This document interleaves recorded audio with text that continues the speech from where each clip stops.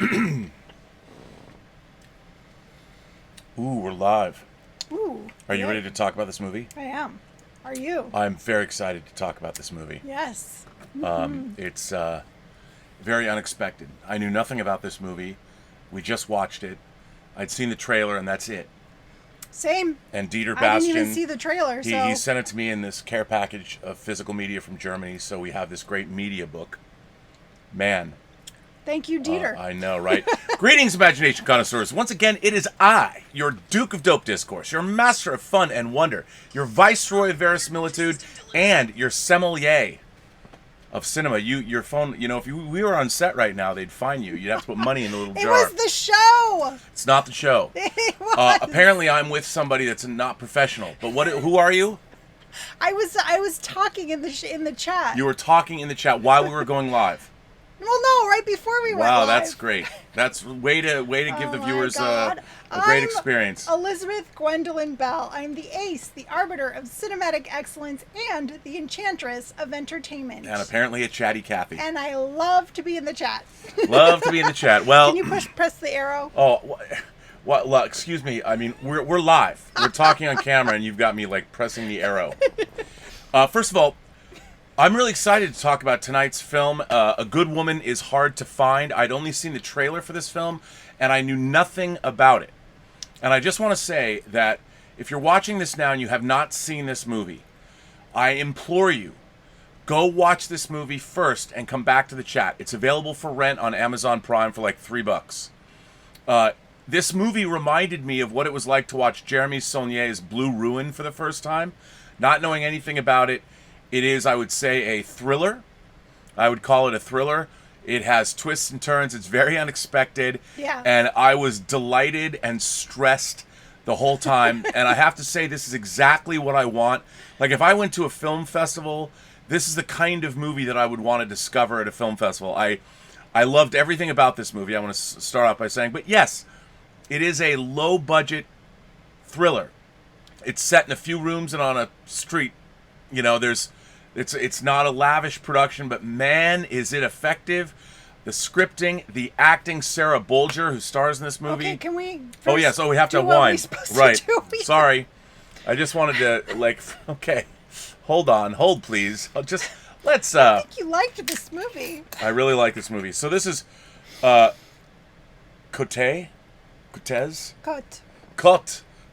du Rhône. This is another rosé, and you got this from, is this a... You picked this one. I did? Yeah, when we were at Vaughn's. And I got this at Vaughn's. Let me see your glass, my lady. I thought you had my glass. No, let's pour this up. Another rosé with less alcohol. Boo. Boo.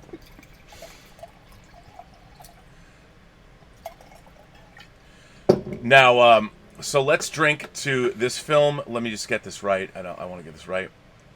It was written by Ronan Barney, and it's directed by Abner Pastoll. And Abner, the writer, has won a BAFTA. So let's. I don't think for this, but has in the past. So let's drink to A Good Woman is Hard to Find. She sure is. Cheers to that.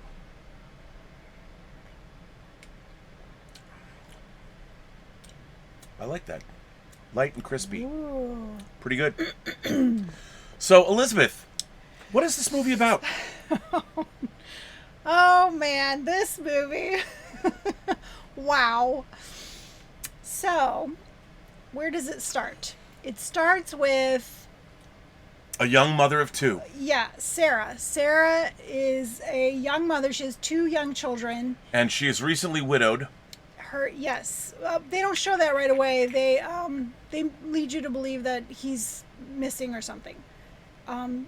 And she goes to the police station to see, what's going on with the case. They basically blow her off. They blow her off. We can say, it's okay to say that her husband was murdered. It was reported in the news that he was a drug dealer.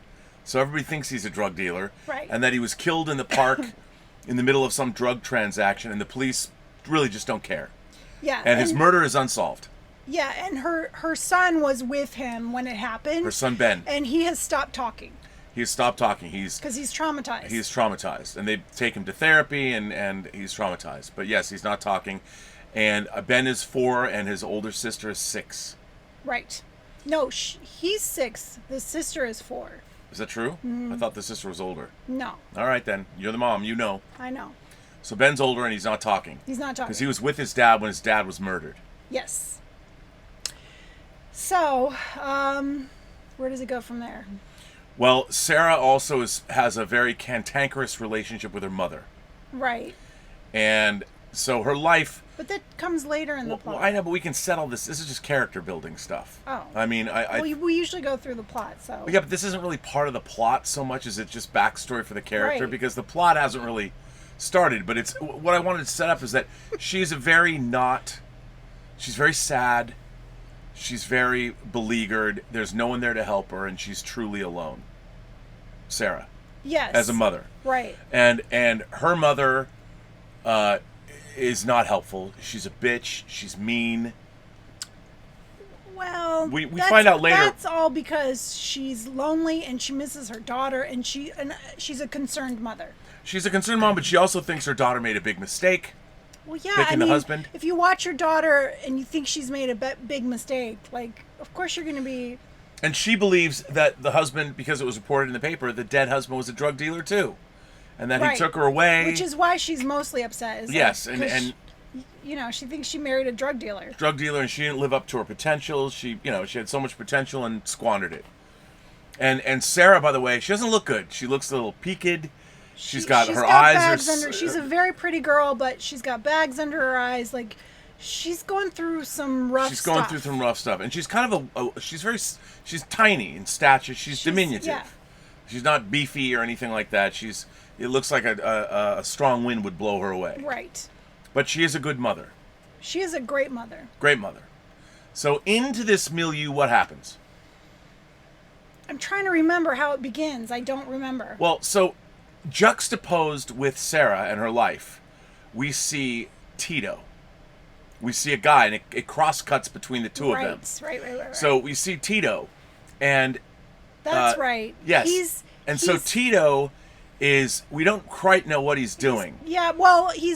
He's observing He observes these drug dealers. And they're slinging hash, or it looks like cocaine. Yeah, they're like parked on this residential street, and they're like selling stuff out of the trunk of their car. And the movie, by the way, is shot in Northern Ireland and Liege in Belgium. Is Liege the name of it? Anyway, so it's very much a Northern Irish town. Definitely. And while it's pretty, there's a lot of people. It's gray. I mean, it's gray and not a lot of money and so it's a hard town. Yeah. So you see him watching these drug dealers. He's watching these drug dealers. And then later on you see him he's trying every door handle down a street. And this is only a couple blocks away from where the drug dealers are. And he finds one that's open. And he gets in the car, and somehow the keys are in the car. No, he's carrying a set of keys to hotwire, like a key. He's got a key ring of these little metal pieces that will start any car. Yeah, he used to find. Okay. I think it's either a Toyota or a Mazda he steals, like a red Mazda, and he does something that's kind of interesting. That he gets to the end of the street, and he's observing where they are, and they're in the car. And he does a really cool thing. Like, he revs up the car, he crosses himself, he puts on the seatbelt, and he goes and he skids the car around and smashes into the drug dealer's car. Smashes into the back of it so that the trunk opens up. Yeah, and the trunk... Which is where the drugs are. Where the drugs are, and he jumps out of the car, and they're dazed, and they've hit their head. The drug dealers, the two drug dealers are dazed. They are. They're dazed because they were just hit from behind out of the blue. So Tito... He jumps out of the car and he grabs the drugs from the trunk and he runs like hell. And by the time the guys realize what's going on, then they start chasing him. And then there's this great shot where Sarah is coming back with her kids from the doctors. Right. And you don't even... Well, not the doctors. Or the police station, the doctor. Yeah, police station. So they're coming out, and they ran round a corner, and they're walking toward the camera, and then you see the drug dealers chasing Tito in the background, her, and Sarah's completely oblivious. Yeah. She hasn't seen anything. They're just walking home, doo-doo-doo. Yeah, has seen nothing go down. Right. And they go into their apartment. And she goes in and she's taking off her backpack. She makes the kids go in. She's taking off her backpack so she can set it down so she can shut the door. And as she's doing that, he just comes straight into the apartment. Tito pushes his way in the apartment. Yeah. And she's like, get out, get out. And the kids are all freaked out. And he just rushes into their apartment. And shuts the door. And it's like one of those jumping moments where you're just like, oh my God. Yeah. And she's terrified. Yes. She doesn't know what's going on. She's terrified for her kids. It felt very real. It felt very real. And Tito immediately reveals himself to be he's definitely working class, but he doesn't seem to want to hurt her at first. And it's so funny because he's acting like what he's doing is not that big of a deal. He's like, what's the problem? Yeah, well, and he's hiding. He's hiding from they're still looking for him outside. And he looks out of the kitchen window and he sees them run by. And then he's all happy with himself. Oh, they'll never know I'm here. Why would they even look for me here? Yeah, they don't even know where I am. They don't even know who I am. Right. They have no idea. So he's very proud of himself. Meanwhile, of course, Sarah's freaking out. Although she's trying to keep it together so her kids don't freak out. And she puts her kids to bed. She's like, don't come out. She puts them in their room. She's like, don't come out. And promise me you don't come out. And then basically Tito says, look, I'm just going to leave these drugs here with you for 5 days. And no one knows they're here. She doesn't even know it's drugs at first. She doesn't know. That first time he's there, he just goes into her bathroom while she's putting the kids in their room. He disappears and she's like, where? And then she sees him coming out of the bathroom. So he went into her bathroom and then he waited a few minutes and then he left. So she thinks oh, right. It's over. And so he leaves and then it's not until a few days later when he shows up again. Yeah, he does. He shows up again and he gives her money. And it turns out, he gives her money. He does. And he's been taking some of the drugs he took with him when he left from the house. Yeah, this is when he reveals that it was drugs that he hid in her bathroom. And she gets 20% or 40% a cut. 40%. It was a nice cut. Yeah, and she's like, I don't want your money. I don't know you had drugs in here. I don't want drugs in my house. And then she starts freaking out. And then he gets a little violent, to show her that he grabs a knife and he holds it to her neck. Right. So she knows she can't fight this. And also he brings beer home and he makes himself at home. He turns on the TV. He's completely oblivious to how scared she must be. Right. He's just like, what? This is totally utilitarian. Yeah. And then he's like, oh, I love kids. And right. He's terrorizing them. Yeah. Yeah. And then he ends up well, they have a conversation. He's on the couch and he's watching TV and she starts putting things together because people think that her husband was a drug dealer. She's like, maybe this guy knows him since he's a drug dealer. And so she asks him, do you know my husband? Do you know Stephen Collin? And he's like, no, I'd never heard that name before. And then he sees a picture of them on the table and he picks it up. He's like, oh, is this your husband? And then she, later on in that conversation, he's like, oh, wait, I do know your husband. I don't know. You never know if he's bullshitting or what. Right. But I read about it in the paper and then she tells him, yeah, that's right. He says, yeah, your husband's a drug dealer. And then. And she's like, my husband was not a drug dealer. And then he yells at her for being disrespectful for the hard work that drug dealing is. And by the way, when he came back, she wasn't going to let him in the house. And he broke the back door window. Yes. And that's how he got in. Yep. And so then he basically he's been drinking beer and then he has left. I wasn't clear if it's the same day or it's the next morning or I think it was at night. Yeah, it's at night. And so he's left again. and she's cleaning up after him. She's cleaning up the beer cans, and the kitchen's a mess because she's made dinner for the kids and everything, and the cops show up. Well, I mean, he gave her that money, so she goes to the grocery store. And there's a previous scene where she goes to this grocery store and they don't have not very much money, and the little boy eats a candy bar and she didn't notice until later. And then one of the salesperson guy, he's like, "Oh, take this wrapper, you have to pay for it." Yeah. And she doesn't have enough money, so when she gets to the register, he's watching her, and so she has to pay for the candy bar, but she doesn't have enough money, so she has to put some of her groceries back. This is important because later on she goes to the grocery store and now she has money. Yeah, well, we got to. So, but it's important also that the Tito and and Sarah have this altercation, right. and like he threatens her, and oh wait a minute, no, that happens later. Right. That happens later. Right. She goes to the grocery store and now she has money. So she's like she buys herself a bottle of wine, she buys the kids candy and whatever, and they go home. Oh, and the guy who works at the grocery store talks to her again. And he goes, "What do you charge?" He accuses her basically of being a hooker. Right, because now she's like buying stuff. Yeah, because she couldn't. She's getting a cut of the drug sales. Completely said that to her. What a dick. Right. Anyway. So she goes home and she makes dinner with the kids and they're having fun and she's drinking.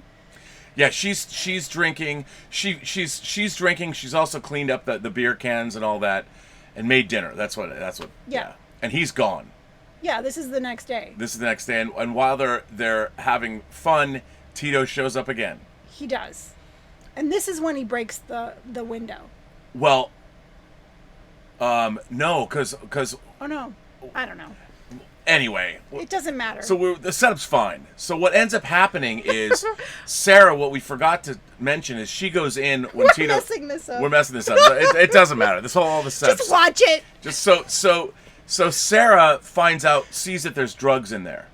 Right. And there's also a couple of scenes where Sarah, when she's drunk, she gets all horny, and they set up the fact that she has a pretty honking vibrator. And that she keeps under her pillow. She has a big, which is important. She's lonely. And then she actually is drunk and she's lonely and she's sad and she's going to try. But here, this is also important. The first night when she's horny, her vibrator, the batteries don't work. They're dead. So she finds she has to put new batteries, and so she goes and gets one of the toys of the kids, but it has those little screws. So she has to get a knife from her drawer, which she brings into her bedroom, and she takes the batteries out of the toy and uses them in her vibrator. The knife is important because it comes up later. Yeah, the knife is important. It does come up later. So anyway, long story short, let's backtrack. We're messing this up. Sarah is a sad woman. Her husband's dead. She's got kids. Tito is a guy that just randomly came into her house because he's ripped off drug dealers. Right. So then Tito is holding his drugs at her house. She's sad. She has a vibrator she uses. She almost was going to use to take some of his drugs, but she doesn't. Well, because when she's drunk, she goes in the bathroom, and for a moment there, she opens up the little hiding place, and she's about to do the drugs, and then one of the kids knocks on the door. So she puts the cover back on the hiding place, except she doesn't put it on completely. It's a jar. So and then Tito's been going back and forth. Right. So that's where we're at. so we might have fixed it. The order might be a little messed up. So what ends up happening is the next day she comes home and Ben, her son, who is mute, has found the drugs and he is lying on the floor with cocaine on his face, and a lot of the drugs have been spilled out on the floor. All over the floor. And she freaks out, and he doesn't know to snort it, but he's clearly he hasn't done like fatty rails off a hooker's ass. It's not that bad. But he's clearly been affected by the drugs, and she freaks out. Mm-hmm. She freaks out, and she's like, "Oh my God, what am I gonna do? Oh my God!" And she freaks out. And she's taking care of her son, and that's when he shows up. That's when he shows up, and that's when he breaks the window to get in the house. That's when he Right. breaks. Because she's hoping Right, he'll just... because she's trying to take care of her son, Take and care of she the knows kid. the drugs are in the bedroom, all over the and floor. the kid is like tripping out, and he breaks in, He breaks in. and he sees the look on her face, and he's like, "What's wrong?" Yeah, and she ends up showing him, he goes, and she's like... he goes into the bathroom and sees that the drugs are gone, and then he goes into the kid's bedroom and he sees it strewn all over the floor, and she's like, "I'll pay you back. He didn't mean it. He's just a kid." He's just a kid. He didn't know what he was doing. And suddenly, the tension is really ratcheted up here. It is. And it becomes dark really quickly. Like, Yes. Tito takes Sarah into her bedroom. Yeah. And is threatening. He's going to rape her. Yeah. And it's sort of understood. He's like, this is how you're going to pay me back. And he's like, tell me you love me and tell me how much you want me to fuck you and all this. And it's hardcore. It is. Rape scenes are so I hard. mean, it's the movie was already, but now and we were like, the tension yeah, was... I was like, oh my god, no, he's not gonna and rape so, her. and it gets on, it's so uncomfortable, and It's terrible because he's like, tell me, he's like telling her what to say, and she's like saying it because she's scared. yeah, it pulls no punches. Oh my god. Pulls no punches. So finally she reaches under her pillow. And she grabs her honkin' vibrator. It's huge. And she because she's tiny. And she uses the vibrator and stabs Tito in the eye. Stabs him in the eye. And then he gets up and then he attacks. Yeah, he grabs her and he pushes her against the wall, and he's like choking her, and he's gonna really hurt her now. And they're really fighting, and she feels the knife on the table. And she takes the knife. And she just starts stabbing the shit out of him. Stabbing the shit out of Tito. And then Tito falls over on this rug. And right in the middle of her bedroom. Yeah. And he's just like bleeding out. And he starts spewing blood. And he just is there. And then she freaks out and she goes to check on her kids. And now she's got like blood on her shirt. And so she puts a sweater on. And she goes to check on her kids, and she's like, the man's gonna leave really soon. Right. And so she's like, go watch a movie. So they put on a DVD, and she goes back in the bedroom, and she bends down, and he's dead. Tito's dead. He's dead. He's dead in her bedroom. And she's freaking out right now. Freaking out. And so... And there's a knock on the door. Yeah. And it's the cops. It's the cops. The cops come to her door. And when you're watching this movie, like if you've seen Blue Ruin, the tension is just ratcheted. It's gotten to the point where you think, as you're watching this, okay, there's a drug dealer, there's an interesting situation. But now the tension in this movie just went up like a roller coaster. I mean, it's like, and it's like it's gone to 11 because the cops are in her house, the dead guy's in her bedroom, the kids are oblivious, and she's freaking out, doesn't know what to do, but she has to hold it together. She does. And it's really well done. It and is. the cops are just dicks. Yeah, they come and she's so scared they're gonna go in her bedroom. And they see like empty beer cans in the kitchen. They see the broken window, and they're like, "Where's your boyfriend?" Yeah, and the dinner's still out on the table, and the kids are vegging out on the couch. And they are totally suspicious, and they think the boyfriend has left, and they might have had a row or something, and they see the empty bottle of wine, and they're like, "We're gonna have to report this." Mm-hmm.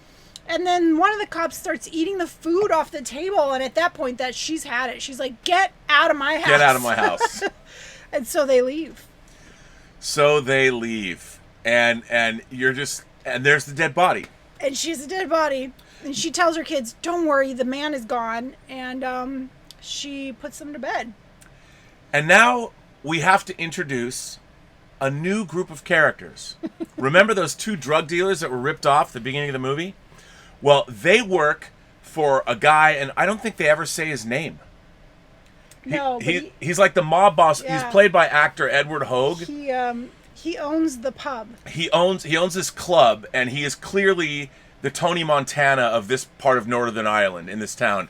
And he is a grammatically correct person. He likes to... Except he's correcting them wrong. But he's a very scary guy. And very scary. And these two drug dealers that were ripped off have to answer to him, and this guy He's brutal. The mob boss is brutal. He figured out that it was Tito, and so he went around and... Were you getting to that? Well, yeah, I was getting to that. But this is when they're introduced, they're in the office at the club. He's got a club with an office in the back that's actually underground, under the club. And his two henchmen, and he's getting on their case. Like, we've got to figure out how did you... Who ripped you off, and what's going on, and how's this thing happening? And he's pissed. And he's pissed. And they now we know that there is a force out there, and they want to know what the hell's going on and where the drugs are. So if poor Sarah wasn't already in enough trouble with dead Tito on the floor of her bedroom, now we know that the evil Tony Montana guy with the nicely trimmed beard and his problems with people saying grammatically incorrect things is out there searching for Tito and searching for the missing drugs. Right. So they find out that the guy's name is Tito, whatever his last name was. Yeah, and so they know the guy's Tito, so now they're going to look for various Titos. But they don't know... Well, that's an uncommon name. Especially in Ireland. Yeah, and he's like, that's like the leader of Yugoslavia, the former... Well, that's the thing, and he likes that. He knows all about the president of Yugoslavia. When Yugoslavia worked. Yeah. When the president made sure the country worked. And it's what's really interesting about this movie is this would be if it was an 80s action film, this guy would be way over the top. But yet, so because this movie's taking place in this Northern Ireland town, everything is very simple. Like they don't have machine guns, and there's none of this. It's very stripped down. And Sarah's house it's a small apartment, so it feels very real. Yeah, very real. It's not histrionic. There's not a whole lot of... There is a pretty interesting music score that gets loud at points. So we know these guys are out there. So now we're back to Sarah. And she's got a dead body. She does. She's got a dead body in her house. Before that happened... Well, yes. But in his search for Tito, he finds his roommates. He finds Tito's roommates, and they go in there and they're asking... I don't think they're roommates. They're associates, but they don't know where Tito goes and comes and goes. Well, he lives there with them. Oh, is that true? Yeah. Okay. Well. But they don't know where he is, and then Tito asks, "Where is he?" And they're like, "Well, he didn't come home last night, and that's the night that he got." And they basically torture these two guys. They break their kneecaps. And it's again, the mob boss at one point takes a hammer. He hits one of them once, but the other one he just goes to town. Oh my God! It's a very tension-filled scene, and these two guys are scared to death, and there's no happy ending for these two guys. No. They get brutalized by this mob boss with a hammer. Yeah, he's really terrible. Oh, and these two henchmen just kind of stand by. They're sort of ineffectual. And you realize that our mob boss is truly a scary, dangerous Yeah, he's a psychopath. man. So,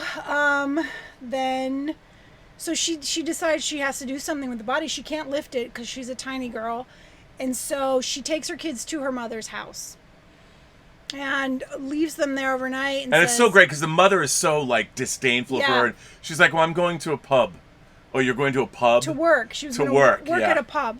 You work at a pub? And then she goes on about how she wasted her life. Her husband was a drug dealer, and they have a fight. Yeah, the mother and her have a fight, and the Sarah ends up leaving. Mm-hmm. And Sarah leaves because she has to take care of this body. Sarah's going to go take care of the body. And also her mother reminded her that the next day she's supposed to take Ben to the doctor. The therapist. To find out why he's not speaking. Yeah, why he's not speaking.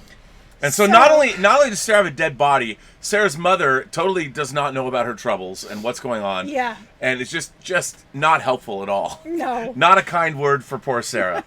So Sarah then goes to the hardware store. Yeah, she goes to the hardware store, and she's looking at axes and bandsaws, and it's just... And she buys one of each. And as she's checking out, the checkout girl makes a joke Makes a joke that like hits it right on the nose. She's like, why don't you just ask him to leave? Yeah, it's Or why don't you just kick him out? Yeah, it's And Sarah's like, and then Sarah goes, and it's a pretty harrowing scene. oh my god, this scene. I mean, I was watching through my here fingers. it's the cover of this. Sarah puts down. I mean, she's clearly seen CSI. Yeah. She lays down plastic tarp over the whole entire room. And puts on gloves. She puts on gloves. She puts on her husband's clothes. And she's going to dismember Tito. Tito is about to be... And she's going to use the axe, but then she throws up. She can't do it. She can't do it. And then she gets the saw. And then she gets... Oh. And she's like, I got to do this. I got to do this. And she starts sawing off his arm. And they show it. And then she kind of stops and then goes back to it. And then there's this kind of montagey. They show you a little bit. It's not that gratuitous once the cut happens. Yeah. But she fucking dismembers Tito. She does. And she puts each body part in She wraps them up in garbage bags. and she completely... And by the way, the movie opens... We didn't mention this. The movie opens with Sarah getting into the shower covered with blood and washing herself off. And then the rest of this is like a flashback. So as we watched all this, I mean, she straight up like dismembers him. It's an intense scene. It's just, and you're seeing this little girl, but she, what the hell is she gonna do? She has to. She knows the police are after her. Yeah. And it's just mind blowing. This like innocent, kind mother has to do all this. Her back is up against the wall, and dismemberment, and then she takes the body parts out and walks through a neighborhood and puts body parts and scatters the body parts in just regular garbage. In her neighbor's garbage cans. Garbage bits. She goes around, puts different body parts in the different... But she keeps one body part. There's one bag, one body part, which we don't know what it is, in the closet. Left in her closet. And then she does this... And, then the next day... She goes and picks up her kids. And she takes Ben to the doctor. And the therapist basically says, he is traumatized. He's, he put that memory in the corner of his mind. And his speech went with it. And he's not going to talk until he's ready to talk about what happened. And she's at the hospital. And at the same time, our mob boss... that beat up Tito's roommates is at the hospital because his knuckles are all bloodied from beating up those guys, and the doctors pulling out shards of bone, you don't know. Whatever's in his fist. You don't know. And as Sarah's leaving, her little girl keeps saying Tito. Right. And she's like, please don't say that. Stop saying that name. He'll never be in our life again. He's gone. He's gone. And then she keeps saying it, and as they cross each other, the little girl says Tito again, and the mob boss is like, wait, what? Yeah. And has heard this little girl say Tito, and then they're walking home. She's being pushed in the stroller, and Ben's walking, and then you see the mob boss in his turquoise blue Beamer following Sarah, behind Sarah. It's periwinkle. And they're in the... Is it Perry? Is that the color? Periwinkle blue. Periwinkle blue. And so our mob boss, who's following Sarah, calls up his two henchmen and says, where did this accident happen? Where did it happen exactly? And realizes that he's in the same neighborhood that they were ripped off, very close to the location. And that can't be a coincidence. Right. So, he follows her. Yeah, and he sees where she lives. Yep. And then, so she's got the kids at home. Yeah. And so the next day or something. Well, no, and then the henchmen come to, they're out there, they're looking for her. Yeah. And then she takes the kids out. She sees them coming, and so she quickly takes the kids out. the back door. But then... And they kind of come around and they see her and they kind of corner her with her kids. Yeah, the henchman and the mob boss, the two henchmen and the mob boss are cornering her. They corner her and they're questioning the trash, the trash truck that have been picking up the body parts. Comes around the corner and the trash collectors see like when the kid sees the drug dealer boss, the kid sees the henchman. Freaks out, yeah. and he runs out into the middle of the road and is almost hit by this trash truck. And the trash collector guys, they see that That's Sarah's when they stop. being intimidated. Yeah.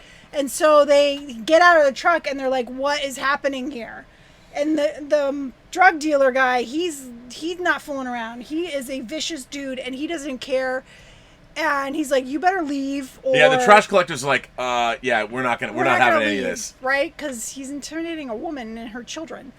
And so, he beats the shit out of one of the garbage collectors. He beats the shit out of him, and meanwhile, Sarah and the kids run away. They get away. And they go to Sarah's mom's house. They do. They go to her mom's house, and she's in a room, and her mom turns on the light. And she's like, "Don't turn on the light." So she's hiding there. And so she has a nice moment with her mother, and her mother explains how she never was in love with her dad, and that she was happy that Sarah at least was in love with her husband. Her husband, yeah. And that, And she says Sarah's the only person I've ever loved. The only person she ever loved was Sarah, and so they have this really tender moment. And then she goes into a room, and like Sarah goes into the bathroom or something. No, Sarah goes and puts the kids to bed. She's upstairs, and her mom goes into her room. And as Sarah comes down the stairs from putting the kids to bed, and in the meantime, when she put them to bed, sorry, Ben spoke. Right, that's right. Ben speaks. Right, because now the truth has been discovered. Like she knows who. She knows that the henchman, the drug dealer, the mob boss was the guy that killed her husband. Yeah. Because Ben spoke. Yes, Ben. When she saw how scared he was of him, she asked him, "Is he the one?" And he nodded. So she knew that he was it. And then that night he spoke.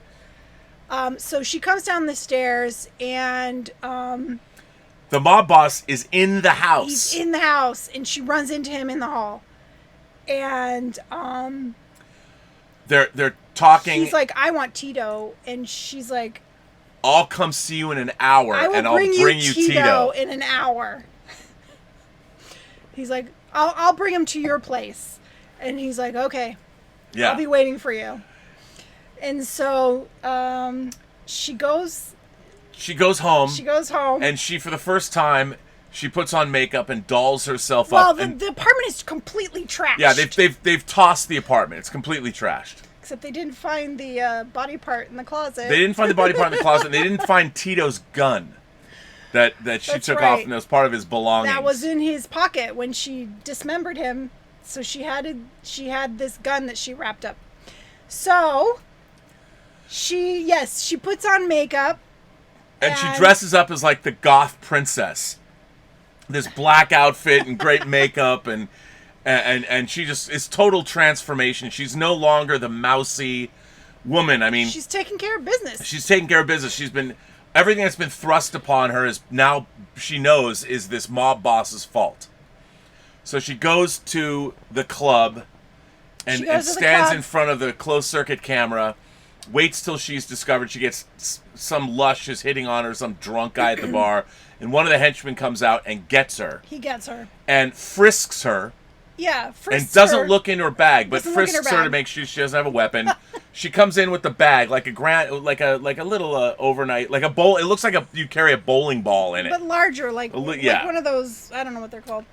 And so she's taken downstairs into the club headquarters. Into the office. And there's the two henchmen, and there is our mob boss. And he's, they're being mean to her, and so she's kind of like afraid, or she's acting afraid, and she's all like shaking, and her voice is shaky. And they're like, "Where's Tito? You said you would bring Tito." And no. Then she asks about her husband. She asks about her. No, that's not until after. Oh, is that after she revealed? Yeah. Okay. Well. So she's like, "Well, look in the bag." And they're like, what? And so they don't look. Yeah, so one of the henchmen comes over, hands the bag to her, and she pulls out Tito's head. Well, no, the henchman opens the bag first, and he's like, "Oh, that's right." He looks in. My God! That's right. He looks in, and he drops the bag in front of her, and she reaches in and grabs the head, and she holds Tito's it up. head. It's Tito's she head. has Tito's head, and of course, the drug dealer is like delighted. The mob He's boss just, like, loves giddy. it. He's like laughing. He can't believe it. He thinks but this. Then he's like, "So what? You know? Yeah, like, what are you gonna do now? Yeah, what? So what? You still, you know?" And then she asks, "What happened to my husband?" And he's like, "Who's your husband?" And she tells him, and then he's like, "Oh," and then he gets like kind of upset, and they start. He starts getting up. Yeah. And the other two start heading towards her. And she's really upset at this point because, you know, she's avenging her husband. Yeah. And so this is the best part. I mean, the movie leads up to this. She's and it's holding so the head great. up like this, and she reaches into the head and pulls out the gun. She's hidden the gun inside the head, inside Tito's head. And she pulls it out. Yeah, and so she's got this gun now, and the mobsters, they come towards her, and one of them pulls a gun, and he starts about to shoot her, and she shoots him. Yeah. She shoots him, and then the other guy's coming towards her, so she shoots him. And then the mob boss, or the drug dealer, what does he do? He's like... Well, he starts coming out too, and she shoots him. She shoots him. And he's got a gun as well. And then he shoots, so she shot all three of them. Right. And one of them dropped a gun, so there's a gun on the ground. And so she comes around to ask about her husband again. Yeah, and the mob boss has now been shot. And he's still alive. She shot him in the shoulder. So now she's asking him about her husband. And so he explains while he's reaching back for the gun without her knowing. So he explains how her husband was like a good Samaritan, and that he was there and he was trying to stop him from killing some guy who owed him money. Owed him money. He was just a good Samaritan. Yeah, he was just there and he was trying to save this guy, and he killed him. And then he pulls the gun out and he's about to shoot her, and she just takes him out, shoots him right in the head. And then this is the part I'm not sure I like. One of the henchmen is still alive, and he's moaning, and he's starting to get up, and she, instead of shooting him, she sets the gun down on the desk, and she grabs a hammer, and she just... Well, no, the gun's out. The gun's empty. Oh, is that why? Yeah, the gun's empty. She could have grabbed the other gun. The gun's out. Yeah, she doesn't grab the other gun, but her gun's empty. Oh, okay. I was like, is she liking this too much right now? So she grabs the hammer and she just... kills the last dude, the henchman. Does him in. And she's killed 3 dudes and left the head in the office. And it's great. Like, she leaves, you know, she's gone through her crucible, and now she is now truly the hard woman. She's now the good woman, the hard woman. She's gone through the wilderness. She's made it through. And she grabs the security tape and she leaves. So it's like, and then the next... And she takes her bag that had the head in it. Yes, she takes the bag. And then what? She goes home and she gets her kids, and then you hear on the news... Well, yeah, well, no, and then she's at the grocery store. She goes to the grocery store and she's kind of she's made up now. She looks good. Her kids are buying whatever they want. And then she gets approached by the same guy at the grocery store. The guy that propositioned her, the guy that made her pay for the chocolate bar. Yeah. Well, now he's propositioning her. Mm-hmm. And she tells her son, go get a candy bar. And he grabs one, and then she's like, get one for your sister. And she hands them each one, and they start eating it. Dieter's reminding us about the scene with the social worker. Okay. Which we didn't mention. That once there's a brief scene when a social worker comes to follow up on the cops reporting her, and there is a great scene where the social worker and her bond, and the social worker's like, you know, what's been going on in the house, and there's this insinuation that the social worker might have to report that it's not good, and then she's like, I know what it's like, and they kind of she's like, I know you lost your husband. And she's sitting there and she's like getting annoyed. And she says, well, the guy attacked me and I poked him in the eye with my vibrator. Yeah. It's. She goes, do you have a vibrator? And she has to come up with an excuse what this altercation was. And she actually says, I poked him in the eye with a vibrator. He wanted to have sex with me and I didn't want to, so I poked him in the eye with the vibrator. Yeah, it's great. It's great. And then what do you say after that? Yeah, right? She's like, do you want me to write that down in the report? Yeah. But, so then the end scene is this guy's harassing her and she goes, I'm going to go tell your supervisor that you showed your cock to my kids. Well, she hands him the candy wrappers and she's like, you're paying for these. And he's like, what? No, I'm not. And then that's when she says, well, if you don't, I'm going to go see your supervisor and I'm going to tell him you. And then, of course, the little girl picks up the word and she's like, cock. Yeah. And then that's. But then you hear on the news that. Yeah, you hear on the news that they think that it was a drug deal gone awry, like that it was two drug lords, fighting each other. And they think it was paramilitary. Yeah. And so she's basically off the hook. And somehow the case is tied into, they found all the body parts at the local waste reclamation facility. And she's completely off the hook. Yep. And she's a badass. And that's the end. And that's how it ends. I love this movie. I mean, this movie was it was unexpected. You didn't know where it was going to go. It was hardcore. It was so good. And the tension just ratchets up. It's 97 minutes.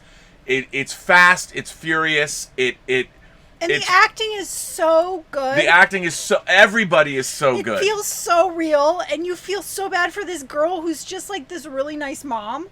But then as the movie goes on, she gets more and more, assertive and more bold, and then she becomes this badass. But the tension is genuine. I mean, it's like one of those great... It's seldom that you see movies that can do this. I mean, you're so with her, and it's so ordinary, and when the tension is ratcheted up, it's all situational. You believe...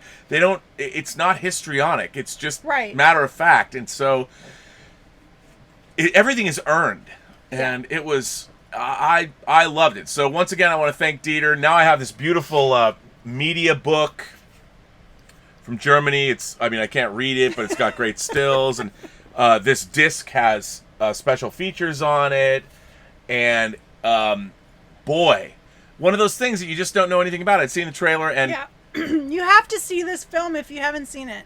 And by the way, if now that you know the film has been spoiled for you, watch this movie with somebody who hasn't seen it. Yeah. And don't tell them anything about it. Because we didn't know anything. I purposefully didn't read anything other than watch the trailer. And I'm glad I didn't. Because going into this movie, spoiler-free, was a delight. Yeah, it really was. Because you're like, what is going on? I mean, it starts out and you think, oh, is this going to be some depressing Northern Ireland, movie about working-class people? Nope, it wasn't that. And if you haven't seen Jeremy Saulnier's Green Room or Blue Ruin, did we watch Green Room? What's Patrick Stewart was the neo-Nazi and the band. It was kind of it's along those lines. If you like Blue Ruin and you like Green Room, it's this kind of movie, but especially Blue Ruin, because I had heard Blue Ruin was good.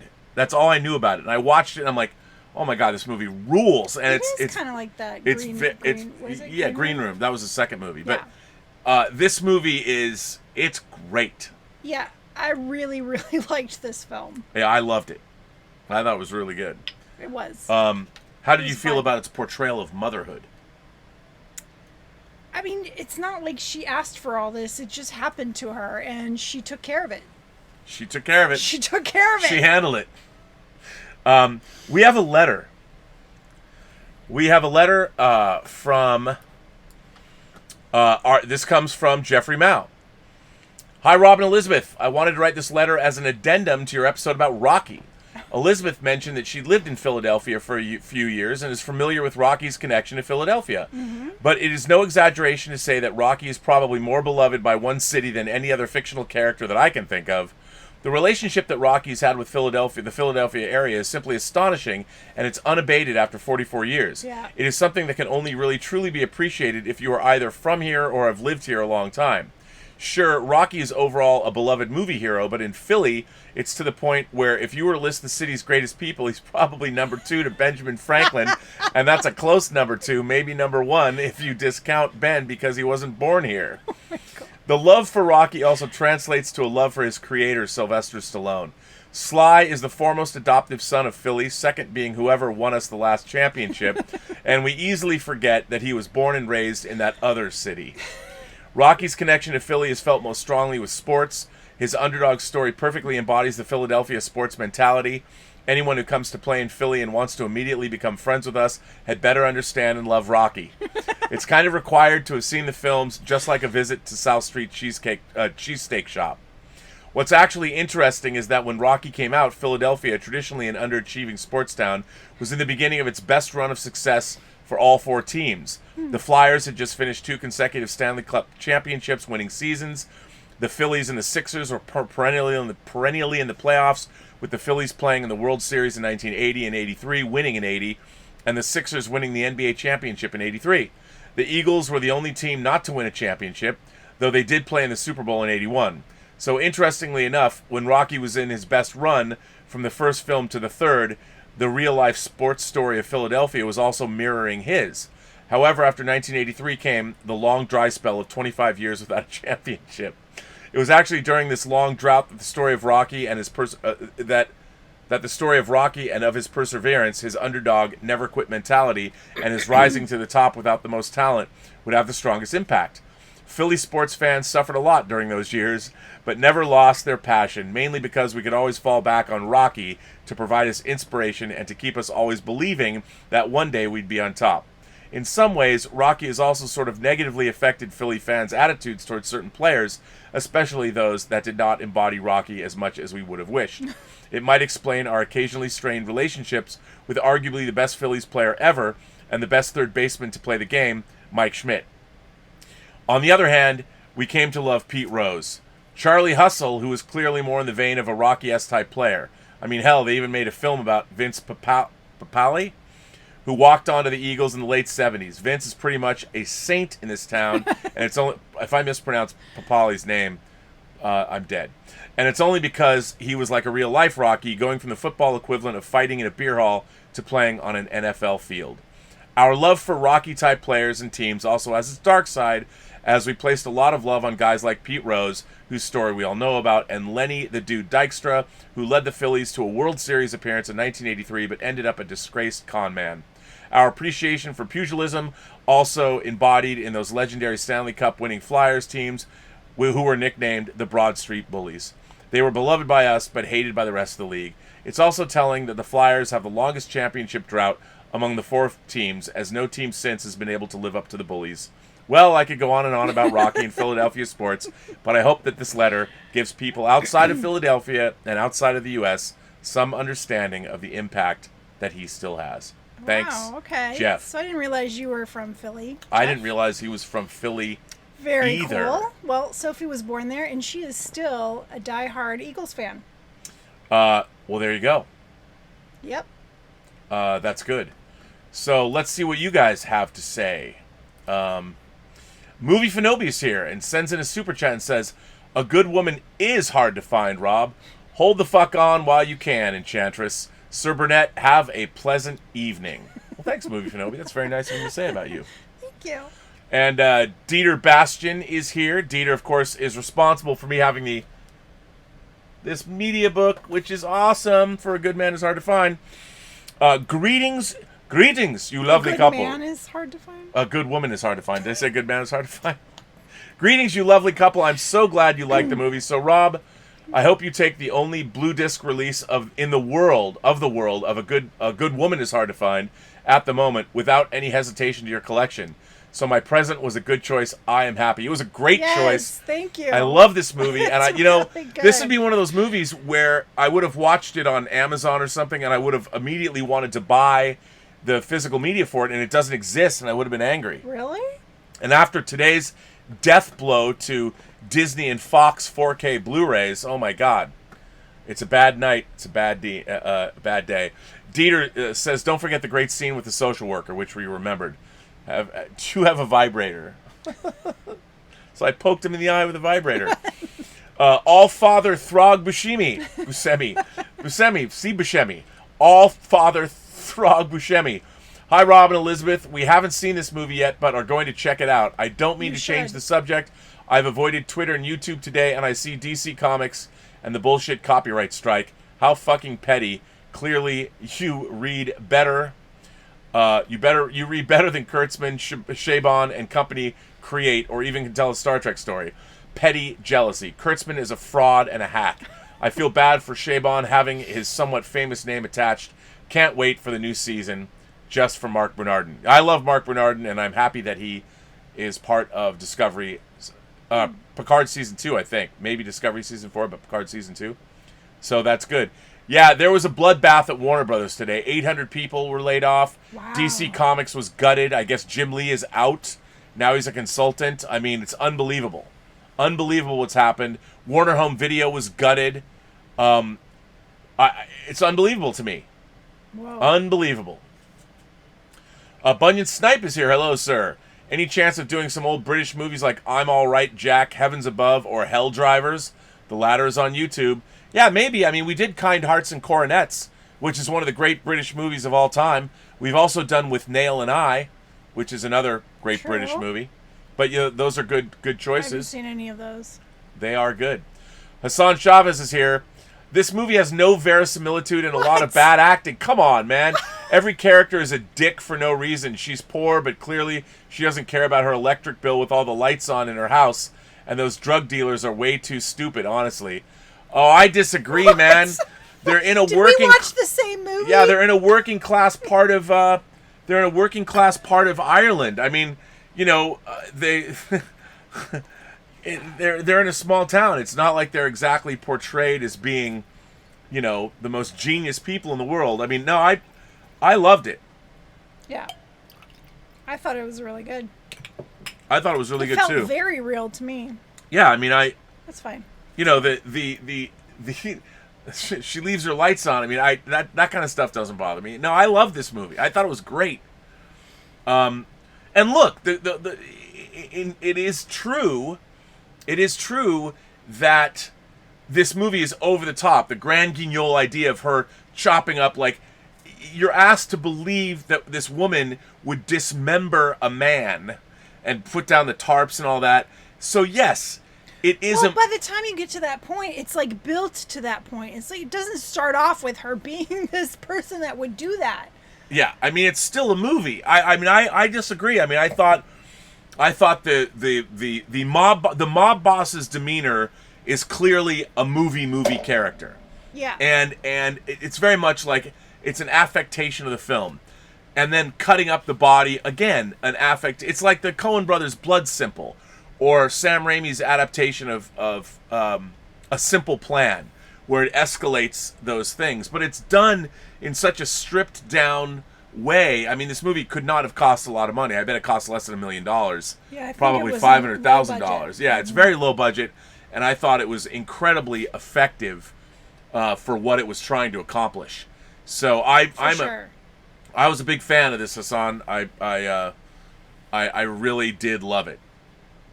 Yeah, me too. I mean, it was a hoot. To me, this is what low budget filmmaking is all about. This had way more verisimilitude than Point Break. Sorry.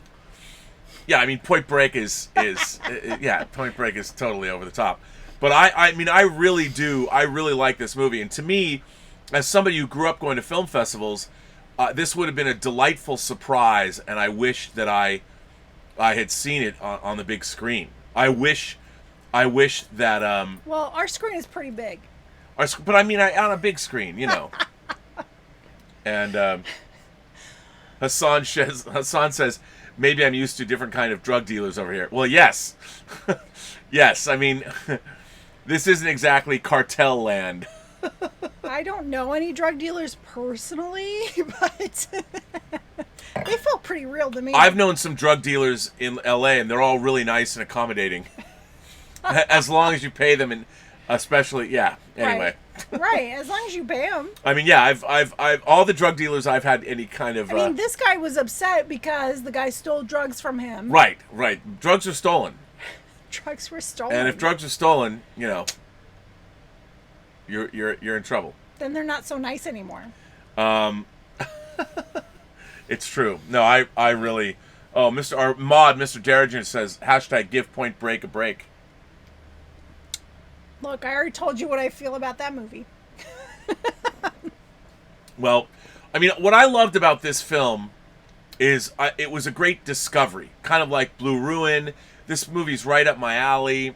I was here. Why don't we switch the camera? I really enjoyed. I really enjoyed. This is a really good movie. Yeah, because I didn't know what was going on. Yeah. And to me, it's the greatest use of low budget indie filmmaking, and the writing. It's Rowan Blaney, and what a script! I mean, It was so much fun. So much fun. It was just. It's intense. Yeah, it was. And it just builds and builds and builds and builds. Yeah. Yep. Yep. It did. So. I guess we've reached the end. We've reached the end. So, Elizabeth, tell us about our bottoms up scale. Okay, so our bottoms up scale is from 1 to 4 glasses of wine because there are 4 glasses of wine in a bottle. 4 glasses of wine in a bottle. And on a scale of 1 to 4 glasses of wine, what would you give A Good Woman Is Hard to Find? I really enjoyed this thoroughly. I don't think I had any hang-ups. I'm going to give it 4. 4 stars? Yeah. You're giving this movie 4 stars? Yeah, I liked it that much. Wow. Because you're a mom. And you've been a single mom. This is like the ultimate single mom fantasy. Although I don't think I could chop up a body, but she didn't think she could chop up a body. Yeah, she didn't think she could. Now, look, I can't go there with you. Okay. I'm going to give this movie 3 stars. 3? 3 stars. A solid 3. I mean, I really like this movie, but it is still small in scope. So? Well, it's great for a small movie. It was great for a small film, but it felt real. There weren't any weird. There were no loopholes. There was nothing like I was. All right, you know what? I'll give it 3.5. I can't give it 4 stars. Come on, man. No. But as far as the Robert Burnett scale of success in a film, did they succeed in doing what they set out to do with this movie? And I would say yes. I would say this movie absolutely fulfills the promise of the script and what they set out to do. And I thought that Sarah Bolger was terrific. She was fantastic. I really liked this movie, and I really liked it. But it's not, to me, The Godfather's 4 stars. Lawrence of Arabia's 4 stars. You're not following your own rules. You're now comparing to other films. But I would say the aspiration of this movie wasn't necessarily what a 4-star movie would go for. This was a low-budget, indie, in-your-face, hardcore little film, and I liked it. It felt real from beginning to end. There was no weird shit where it didn't make sense. No, I thought it was really good. So I'm giving it 3.5 stars. The acting was great. Well, I keep saying stars. I give it 3.5 glasses of wine. I drank another half glass of wine. There was nothing wrong with this film. No, there wasn't. So there we go. By the way, Doc Savage sends in a super chat and says, "Yes, wow on this movie. Wow on this movie, which I never would have watched if not for you guys." Well, that's what I love to hear the most. Thanks to Dieter. Thanks to Dieter Bastian. So thanks to Dieter. By the way, did I mention that he sent me this awesome media book of this movie? I guess the only Blu-ray release this film has received. Look at that. This is awesome. Love it. I think you all should watch this film if you have not seen it. Look, it's on Amazon. You got to watch this movie, but try and watch it with somebody who hasn't seen it, so you can live vicariously through them now that we've spoiled it for you, because it's so much fun. It's so much fun. It is. Yeah, it is. All-Father Brody Buscemi says 4 stars for Point Break. Oh. I love Wow. Point If Break. we're going to start comparing movies, all the loopholes and the stuff that didn't make goddamn sense in Point Break compared to this film? No. And the bad acting? Oh, come on, man. The only decent actor in that film was Patrick Swayze.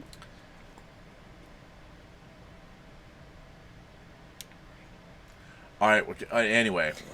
Well, I think that brings us to the end of Elizabeth's number 64.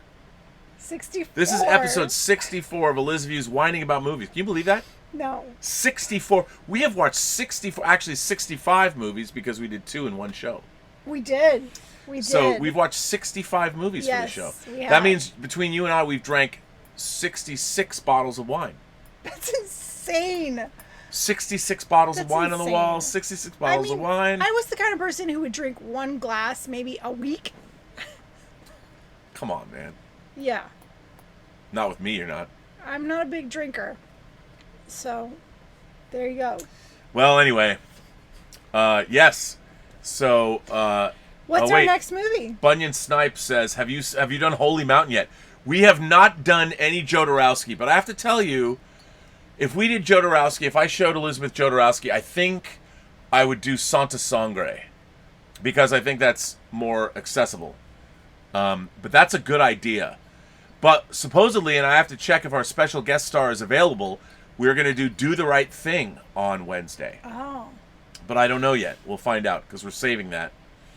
Well, you should find out. Gerald is here and says, future Whining About Movies request, The Red Circle, Le Cercle Rouge with Alain Delon.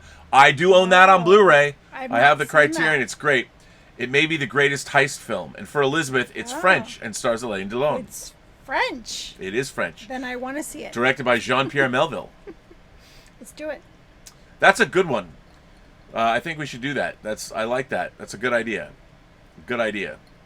Great. All right, well, I guess we're going to end this episode of Whining About Movies. Thank you for being here. Thank you for supporting the channel through super chats and tips. Thank you for writing letters like the chairman Jeffrey Mao did. I didn't realize he lived in Philly. Yes. My late uncle, Uncle Ed Guthman, used to be the editor-in-chief of the Philadelphia Inquirer.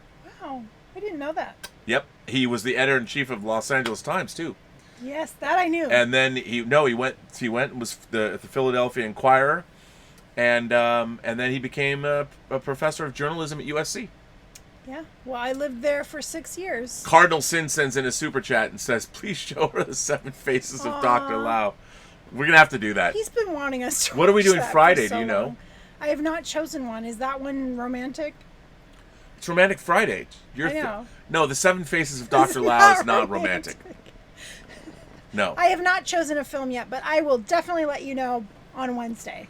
All right, we'll know on Wednesday. It has to be mushy because Julius was complaining that my last film was not mushy enough. All right. So, yeah. Bunyan Snipe says Dr. Strangelove. Yeah, we'll do Dr. Strangelove. We did A Clockwork Orange, but we got to do more Kubrick. Dr. Strangelove would be good to do. Have you seen Dr. Strangelove? I have. So good. You can't fight in here. This is the war room. I want to do Kill Bill. Yeah, and Elizabeth wants to do Kill Bill. But would that be a twofer? Well, we have to do Kill Bill 1 and 2 at the same time? Definitely. So it's a 2-bottle of Winer? 2-bottle of Winer. That might be like an extra weekend bonus episode. Yeah. Like maybe on a Sunday night we could do Kill Bill. Yeah. Kill Bill 1 and 2. Kill Bill 1 and 2. Sounds good to me. All right then. Well, why don't you take us out? Yes. So, everyone you meet has a story to tell that you have yet to hear. And all you have to do is listen. That's right. That is true. Listen. Go ahead. We need to work on our choreography. Yeah, our choreography's not good. I want to thank our moderating staff. I want to thank Mr. Derringer. I want to thank the Richard. I want to thank Mike Bodden. Is anyone else here? I want to thank Greg Smith.